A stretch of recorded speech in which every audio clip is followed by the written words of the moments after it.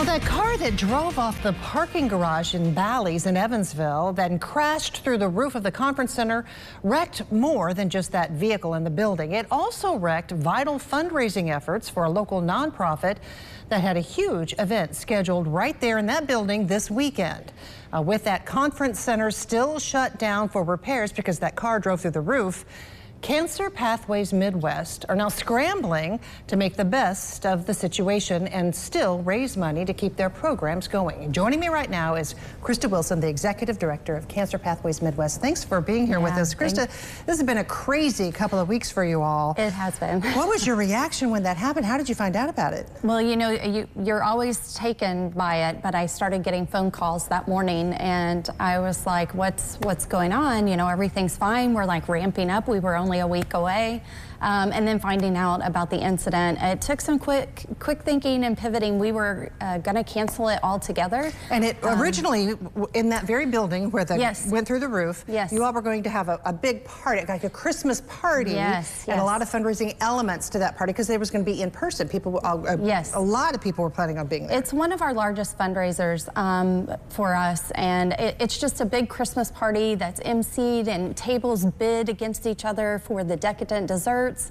There's music and food and drinks, and so it's just a lot of fun. And a lot of opportunities within that night with everyone there to raise funds through different means. Yes. Now you don't have that at all. Now we don't have those elements, so we're missing out on, you know, table reservations, on, you know, games and things like that that earned extra money for us.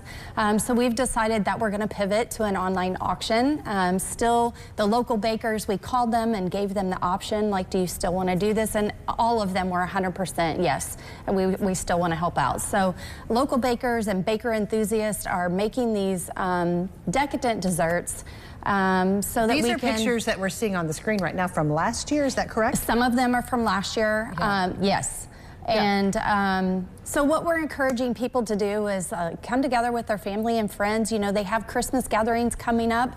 Get together and bid on one of these decadent desserts and, you know, help us raise funds. We're probably not going to hit our mark for our budget this year because of this, but still we want to encourage people to come together and help us rally in this fourth quarter because our programs and our services depend on that. We're 100% locally funded, so we rely on this to provide those programs and services. Talk about those programs. What a lot of folks don't know what Cancer Pathways Midwest is. Just describe what you all do there, why it's so vital to keep you going. Yeah, so we are the only cancer support community for over 100 miles.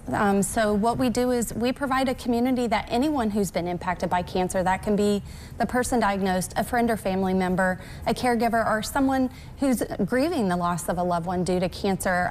We help them to navigate those invisible impacts of cancer that people don't really think of. Like, people always think once they ring the bell or they get through surgery or they're a caregiver, it doesn't impact them as much.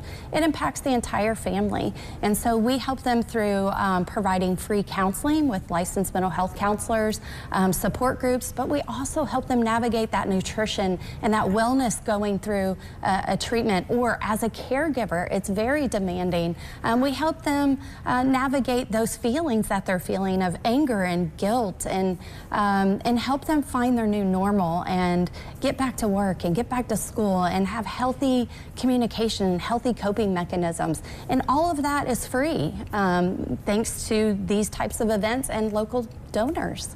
So let's talk about these cakes. How can folks find out about them? How do they get more information so that they can bid on them and help keep all these wonderful programs going for anyone in the tri-state that needs that help? So they can go to our website. I'm sure you guys have, there it is, the QR code up on the screen. They can go there and peruse those cakes, and like I said, rally together with your family, friends, and colleagues and bid on these cakes. It starts tomorrow and it'll go for an entire week. So by next Thursday, at the end of the day, we'll close that auction, and then bakers will be dropping off the cakes that night, and then Friday morning, December the 13th, we'll either deliver those cakes or you can pick them up at the clubhouse. Okay, and for folks who may not be adept at the QR code thing, what's the website? Where do they go to see this? It's www.cancerpathwaysmidwest.org. Okay, and we'll try to have a link to that on our website, tristatehomepage.com. So one way or another, we're going to get you there. Check out these these wonderful desserts.